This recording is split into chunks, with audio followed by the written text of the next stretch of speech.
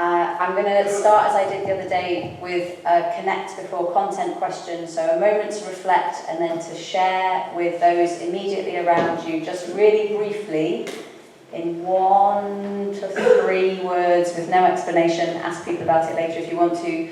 What's something that you're grateful for?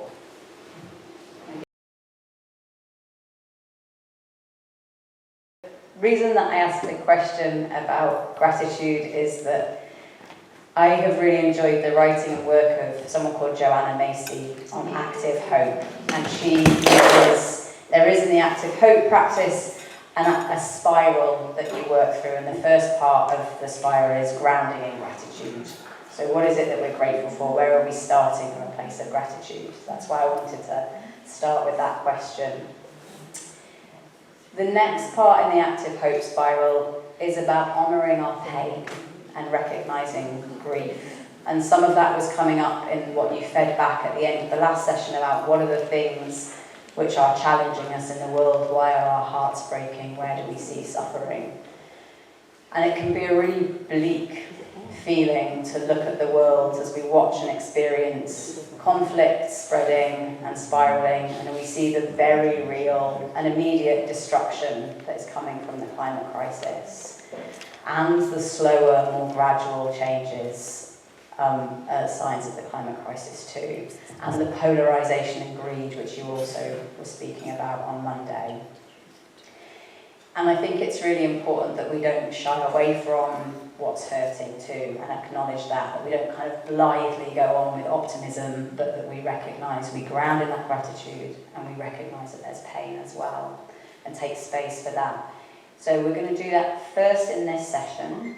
We're going to take a couple of minutes to reflect on what's not working in the world at the level of the UN, for example, an organisation that's intended, as we were hearing about on Monday, to bring countries together for peace and justice and in community with each other, and to think about what are the hurts and harms on a global level that we want to end. And we're going to do that with, again, drawing on I'm going to keep saying this, I love drawing from nature, and you'll see today that one of the ways I do that is that I am a magpie. So if there's an idea that's shiny over here, I'm going to pick it up and take it with me and borrow it. There's a movement facilitator from the US called Adrienne Marie Brown, and she talks about composting as a powerful metaphor for processing conflict and harm and toxic behaviour. So not getting just drawn into that and spiraling that, but learning from the mushrooms, learning from natural decay, which is part of the cycle of life, and using that imagery to think about how we transform and transmute what we're finished with, what's been causing harm, into wisdom for what we want to grow next.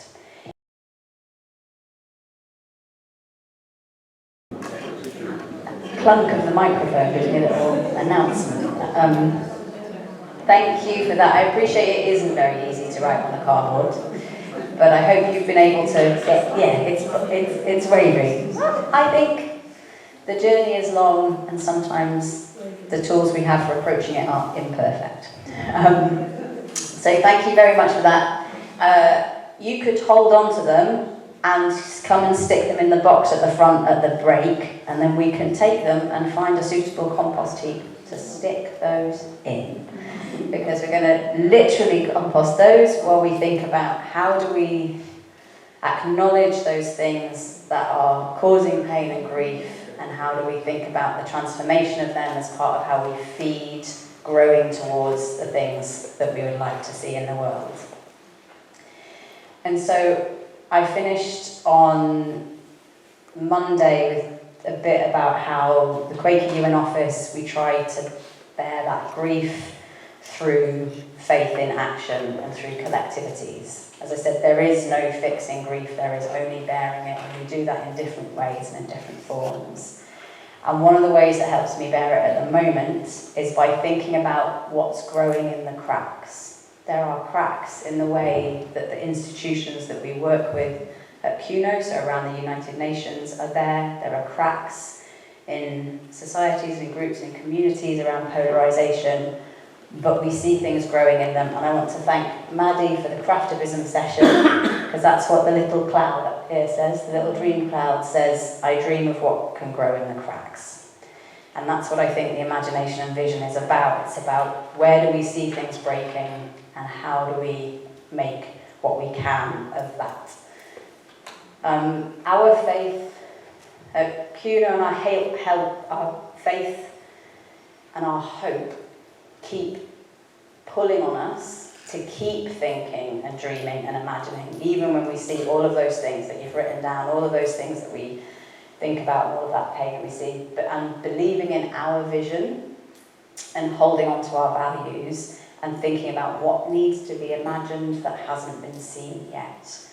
And the third phase in the active host spiral is seeing with new eyes. And that's about what was brought back from, I think, by Paul from the small groups on Monday, about understanding the size of our circle and who's within it, and understanding interconnectedness as part of how we see with new eyes and we imagine our ways into new things that we haven't seen yet. So CUNO's faith basis is grounding us as we work into more uncertain times, which these certainly are. I'm sure you feel that in different ways. We certainly feel it in the way in which countries and governments work with each other or don't and speak to each other. But we also, as we were saying yesterday, have the organisation, on Monday, have the organisation vision, and that feels like we have that clear and we're well set in that. But what we're looking at the moment is a time of unfreezing of processes. So how do we hold that vision but maybe change some of the routes towards to things that we haven't yet seen. So that's where the new shoots and the imagination and the creativity come in. And like a new shoot or a tendril, we don't always know where it's going to go, but we make a little growth and we see, and we make a little growth and we see what barriers we find and we work around them. And I think it's something to be really clear about is we don't need certainty. And it's really hard sometimes because you want to be certain about how something's going to happen, and you want to know that if you do this, then the next thing will be this, and the next thing will be this, and then in 5 years we'll be here. But the work that we do on peace and justice from the Quaker United Nations Office, we don't have those guarantees. So we have to be able to work with that kind of uncertainty. And I wanted to draw on a kind of a longish story with some different parts of how we work in it. But that's about how do we grow into something new, drawing on what we already have, that's about kind of trying and seeing, about offering and adapting, and about trusting and having faith, and informing those circles and finding a community to work with something on. And the example I'm going to give is from work that I did around something called the Global Compact for Migration, which is an intergovernmental agreement on migration. But it's not a detailed talk on migration politics of the world. It's about kind of how did we engage with that process and what can you draw from that for the circles and spheres of influence that you have. So for a tiny bit of background, the process for agreeing and negotiating an agreement for the Global Compact was, so the mandate for that process came from governments together in consensus in September 2016. And less than 2 months later, Trump was elected for the first time, including on a very hostile platform on migration. So our initial thinking and imagination was not positive. And we went into a kind of damage limitation mindset. We were like, this is going to be Fox's rules for the safety of chickens. And we don't think that makes the chickens very safe. So what do we do? So we're in this kind of defensive, bleak feeling space on this. So we could have put ourselves outside the process and we could have said, there's no way this can work, and there's no way that this can deliver in these circumstances what we think it can deliver, and we think it's dangerous for governments to be talking to each other about how better to cooperate on migration in the political environment we had. And there would have been truth in those statements. But that's not how we approach things, and so we kind of came back to that why are we here as an organisation, and how do we see the people who we work with? And it's not as foxes who are out to see the chickens. It's about where are the individuals we can work with, and what might a more hopeful approach or a more creative, imaginative, positive approach to this be. So that means instead of standing outside and proclaiming loudly that we thought the whole process was broken, we needed to roll up our sleeves and work out where we could be useful within it. So we began to engage with that positive imagination, not baseless optimism, but really grounded in a really grounded hope, and asking ourselves, what if this process could have a good outcome? What if actually this is a moment to have a different conversation about migration, to have a conversation that transcends what some of the national conversations and polarisation are about. So we set a really big vision for the outcome. We wanted it to be ambitious, effective, and human rights based. Those were our criteria. And then within that, everything that we did, we were testing against, is it working towards ambition, effectiveness, and a human rights basis. And this was in a process for a new kind of document. There hadn't been something that was called a compact. Governments, when they work with each other, if they don't know what it is, you spend a lot of time discussing the fact that you don't know what it is, they don't like it, they like a process they know. Like the rest of us, you're like, okay, if we know what the steps are, we know how to work with it. And this wasn't one of those situations. It was a new topic for us to be working on in more depth. So there was so much uncertainty around it. But what we did was, again, to borrow from Parker Palmer, who I quoted on Monday in that same commencement address, what we did was walk into our not knowing and took the risk of falling, and he says, walk into your not knowing and take the risk of falling and failing again and again, then getting up to learn again and again. As he says, that's the path to a life lived large in service of love and truth and justice, which sounds wonderful when you put it like that, and really empowering and really uplifting, and it is not how it feels in the day-to-day when you're not sure if you're making the right decision, and you're not sure what the consequences will be, and you're not sure who's walking that journey with you, and you're not sure if you can get there at all. So it feels messy, and it is messy while you're in it sometimes, but I think there's lots to be said about the value of being in the mess and trying to find something that you can do, that's the next thing that you can do that builds the next thing, and not needing to know every step is clear before you start something. If you know where you're trying to get to look at what ways might open towards it. And so what we did in practice, and again, this is going to all sound very neat because this is hindsight, and that's wonderful, and it's not how it felt at the time. It took a lot of trust and quite a lot of hand-holding from my lovely board and my lovely director and lots of colleagues around us, kind of trying to work out what we were doing. And the first thing we did was speak to people. We need to talk to people, we needed to find out where there were gaps, that our particular gifts as an organisation could fill, and to go into that space with curiosity. This was a new topic in a new process, so what is it that we need to know before we can work out what we're doing?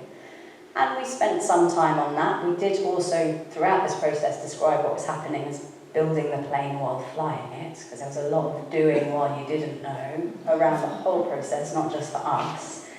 So we talked to people, and we went in with curiosity, an NGO colleague, and that was people from other civil society organisations, charities, non-governmental organisations, academics, staff of the United Nations who work on this, and diplomats. And we, through that curiosity, found, and in our conversations, we weren't going in saying, this is what we think needs to happen. We said, what is happening? What are the dynamics? What do you need? What are the ways in which we might be able to meet that? So that was being open to learn from everyone and anyone who could talk to us. That was great. There's also a value sometimes in the naivety of being new in a space. You get to ask questions and try things which you learn later, trod on a lot of people's toes, but you didn't necessarily know it at the time, and you're forgiven because you're new. So there's a period you can use that, and there's a period when you can't. And once you've been doing something for 10 years, no forgiveness for not knowing the dynamics. that was a period of listening. That was our first part, curiosity and listening. And then what we did was we did a set of suggestions for the process. So we already had a document that had been written by a former colleague of mine when they were involved in work on climate negotiations before the Paris Agreement, which was about moving forward in stuck negotiations. What were examples of how things had moved forward when they'd been stuck before? And migration is a hugely polarising topic. So we went into this knowing that it wasn't going to be an easy negotiation period. And again, that paper didn't say what had to happen, it had some suggestions. And what we did was send it to the two ambassadors who were co-facilitating. That means they were responsible for convening and facilitating the negotiations. So the co-facilitators, we sent it to those two ambassadors, and we sent it to the senior UN staff member and her team who were responsible for being the secretariat of that process. And that's about befriending. And it's about coming into a space and befriending the folks who have the thankless task of moving this thing forward and navigating the polarisation. They are influential on the process, but they don't get to fully set the agenda. And we felt it was useful for them to know that we were going to be there in that critical friend role.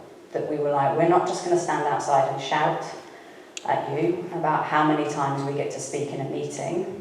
So that matters where you get different voices from governments in a meeting, but we're going to be there to say, here's some things that we or colleagues of ours have seen before that we think might be useful for you right now. You can take it or leave it, but we'll be here. So that's on befriending. And then we did some work on drawing on our strengths and knowledge. As I said, we were coming into this, I'm not a migration specialist, we were surrounded by people who were. So again, it's about where's the piece that's missing? Where's the piece that isn't happening? And that's on our part, on that vision that we had on effectiveness. What we didn't want to have happen is that governments spent 2 years discussing with each other to come up with another really wonderful set of words on paper that they never did anything with. And there are a lot of unknowns because it was a type of document that there hadn't been before. But what we identified was there were those unknowns about the type of document, which meant we don't know what it will be at the end and what will follow up from it. And there was a gap in the knowledge in the other charities and NGOs and advocacy groups we worked with that's about UN process. And as an organisation that's been working at the UN for 75 years, if we don't know something about UN process, then we need to go home. And so what we did was spend time with our colleagues within our organisation who work in different spaces and say, what works and doesn't work for follow-up, for review, and for accountability in the spaces that you work in. And we drew that together, and it's again that important part that was in that conversation we're having about friendship that's about calling in and holding to account. So if this agreement's going to be useful, if it's going to be effective, there has to be a way of calling governments in when they get it right and holding them to account when they don't follow up. So we drew all of that together, and again, we put that into a lovely paper with lots of words in it and shared it with people. And I think it's worth thinking about, we all have different gifts.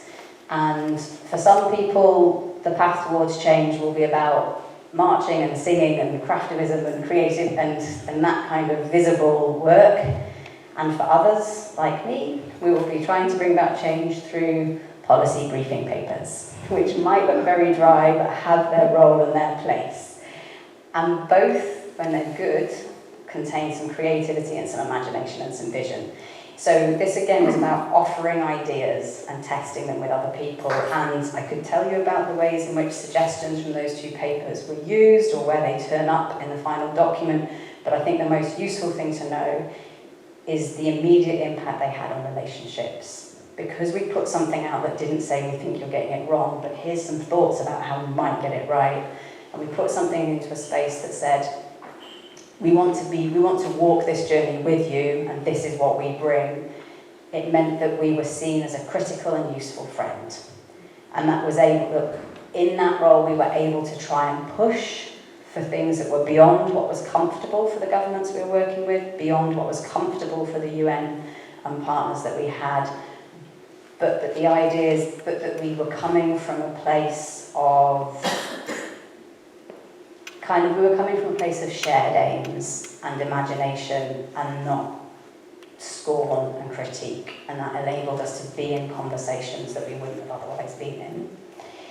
And then we did a lot of convening, because that's what we do, a lot of, but it's useful to kind of think about what are those steps that meant that people were able to walk across our threshold and into what enabled the conversations that we could have. And that listening, curiosity, befriending and offering of ideas are all part of the groundwork for the convening that we did.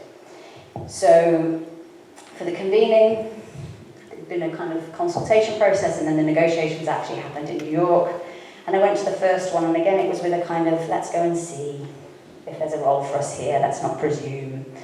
And by the end of that, I'd been asked if I could convene a group in New York of countries who were more positive on human rights and migration to bring them together.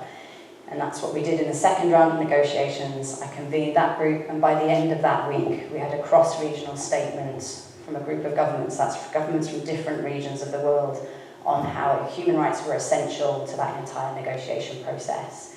And people who were involved in that asked me to convene them again at the next session of negotiations, and also to offer them a space with governments who they didn't agree with as well. And again, it's a stepwise process. We did one, we offered something, we saw whether it was useful, and we waited to be asked that actually people wanted a second version of this, and not only that, they wanted an additional thing. And so that's what we did at the third round of negotiations. We brought together the group of champions again, and we also held a dinner that was with some of those champions and then some of the other representatives from governments who were less aligned, we'll say, with our values and vision. And that's about creating those small circles and then expanding those small circles as well. And it's about our role as a convener. We were also doing advocacy work on this because we did have opinions about what we wanted to see, but primarily our role was as a convener of trying to make sure that conversations had a space to happen that wouldn't otherwise happen. And, you know, sometimes you have to let go of the outcome of that and just see what happens. So we didn't sit down and go, right, at the beginning of this process, we're going to, in the next 2 years, we're going to run 24 convenings, we're going to succeed in having this language in the negotiated document, and we're going to have a group of champions from these countries, and they're going to do these things at this point, this point, and this point. That's what happened, but it isn't what we ever had a fixed plan for. And again, I am immensely grateful for the privilege that comes from working for a faith-based organisation that will allow work to develop in what we would describe, so others would describe as an organic or agile way, and I would describe as a spirit-led way. So we were able to do one thing and see what way opened for the next thing, and then what way opened for the next thing. And the value of that is huge, because it allows us not to be unaccountable, because log frames can be useful for that, but to be responsive to what we were hearing about and what we were being curious about. So then we did a bunch more breakfasts and a bunch more dinners, because that's how we do things. And we started the first dinner that we did that was across the aisles, if you like, across the divides, with an opening question, which was, what do you hope this agreement can achieve for undocumented migrants? And what that meant is everybody in that room, whatever political position they had to hold in those negotiations, all came and shared something into that conversation that was grounded in hope and concern for common humanity. And it meant we could have a very different conversation than if we'd started with, what's your position? People knew what the government positions were, but it's as an individual, what is motivating you? What would you like to see us be able to achieve? So yeah, we did that, kind of continued that process, and then again, it was partly possible because of the initial papers we'd done and the relationship building we'd done, which meant that another organisation was paying for me to go there because they valued the critical role that we could, the critical friend role that we could play.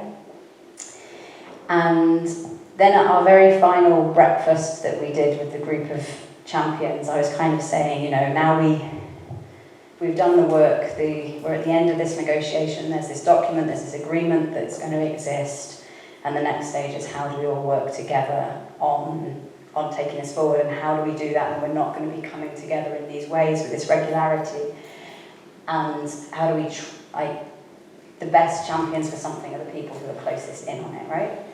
And I was kind of worried about what would happen next, and one of the diplomats just sitting there said, but we're all like the dandelion seeds on a dandelion head. We've been together and we've been attached and we've done this work, and now we disperse and we take it with us, and the way that it will get taken forward is by each of us doing the bit that we can where our seed lands next. And I love it, as I say, when we get to learn from the natural world. I love it best when that comes back to me from the most unexpected quarters, which is, again, remembering that the diplomats we work with are human and inspired by all sorts of different things as well. Sometimes if you open the space for that, it comes back to you, which is wonderful. And so I really like this image. And what I just wanted to say at the end of that kind of example about like the listening, the curiosity, the sharing what you have, and being open to that being tested by others, to building relationships, to that befriending role, as well as that convening and hospitality, hosting, facilitation role. So as I said, it's messy when you're in it, and you have to have some confidence in the grounding of why you're trying something and where you're trying to get to, even if you can't see the path. So, like going up Dunny for the first time in boggy conditions with boots much less sturdy than this, the view's great from the top. So it's lovely that I can sit here and kind of think about this in a structured way, and you can see the route that you came up, but it's important to remember that on the way that wasn't clear. And on the way, sometimes there's a bit you can't pass, and so you need to find another role. And that's why I think that kind of shoots and imagination part is really important, so that you're not fixated on just what's the next 5 steps, but where are we actually trying to get to in case step 4 is just not possible because things have changed, or the people aren't there to support you with it. So as I said, we never set out to do exactly what we did, but it was really useful and really impactful, but it was all about testing and listening, assessing as we moved, and to see where way was opening and where wasn't. And the thing I would say is, was the agreement that they came to ambitious, effective and human rights based? Not completely. But it was more ambitious, more effective and more human rights based than we'd feared at the beginning. And I'm really grateful for having taken that time to go, do we go into this from a place of fear, or do we go into this from a place of hope? And as one diplomat said at the end of negotiations, better a flawed diamond than a perfect pebble. And so I really value we got a chance to be part of that, bringing together a flawed diamond. And so that's an example that comes from the sphere of influence and the gifts that the Quaker UN office has. But I really fundamentally believe that all of those elements are transferable to other spaces. And particularly in terms of imagining better, finding those who will walk on the path with you and drawing on the expertise and experience of others, befriending and accompanying in that way that is about supporting and holding to account in equal measure. And I want to say that, I said at the beginning, we didn't stand outside and shout about how imperfect this process was going to be, and others did, and I value that they did that. Our approach is not the only approach. I'm not saying it's a better approach. It's particular to the grounding resources and gifts that we have as an organisation. It's definitely not the only way to make change. It definitely doesn't make change on its own. The thing I like to refer to is that we need biodiversity in the ecosystem of change. And so sometimes it's about knowing what's your role in the ecosystem of change, and how does that link to the valuable work that somebody else is doing, even if that isn't the approach that you would take. So under your chairs you also have a little green leaf, and on these I'd like you to write something that you hope for, Again, you can use as many words as you want, and we've got more green leaves at the front if you'd like, because sometimes our implementation plans are limited by resources, but I don't think our visioning should be. So put as many words as you'd like on there and come and get another leaf if you would like. And so the question is, what is something that you hope for peace and justice? We have used this as a connect before content question in a quiet diplomacy briefing event with diplomats, where we asked it in the basis that comes from the Haudenosaunee, which is, what do you want for the 7th generation? And so what would you like to see in the world? Again, chat to each other while you're doing it, write as many words as you like, and again, we'll gather them up and I will find some yarn and a sizable needle and string them together later. But yeah, over to you.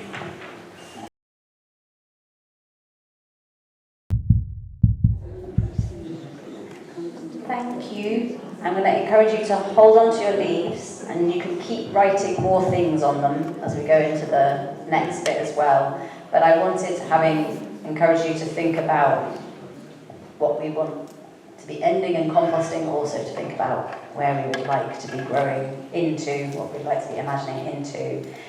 And coming back, again, something I mentioned on Monday, that was something Ruth had mentioned as well, what would we like to see grow in the cracks? What is the cathedral thinking that we need for now? What we're looking at, I've had a look at some of what you've written on these things for composting, and they are not things with quick fixes. So it's thinking about what are the visions that we have and how do we commit to those for the time that journey will take. And I wanted to, having raised how bleak things are, to let you know some of the things which we see growing in the cracks in the UN work that we do. So there's kind of a first wave of initiatives, I would call them, that include something called the Hague Group, which is a group of countries coming together to defend the International Criminal Court and the International Court of Justice from the specific attacks that some states have been making on those financially and politically, including sanctions on those who work for those organisations. So that's a group, again, I will keep using this phrase of cross-regional grouping. There's a real value when you're working at a global level of being able to see that something isn't just coming from one place or from one ideology, but it's being drawn from a breadth of countries. So there's the Hague Group on the international courts. Sorry, yeah. Is that Hague? Hague because of the city. H-A-G-U-E. Yeah, H-A-G-U-E, the International City of Peace and Justice. South Africa really prominent and important in that group. There is an initiative from the International Committee of the Red Cross, which is on recommitting to international humanitarian law, which Martin was educating me began here on this island with the law of the innocents. And so when Geneva is very proud of its long history on international humanitarian law, there's a little, I can now add there's a little bit of a longer history on this as well. So again, thinking about those deep roots informing the way in which things have been articulated or approached now. But yeah, so there's an initiative that's again about bringing groups of countries, circles of countries together to say, we absolutely stand by these commitments and this is what we will do and this is what we encourage others to do.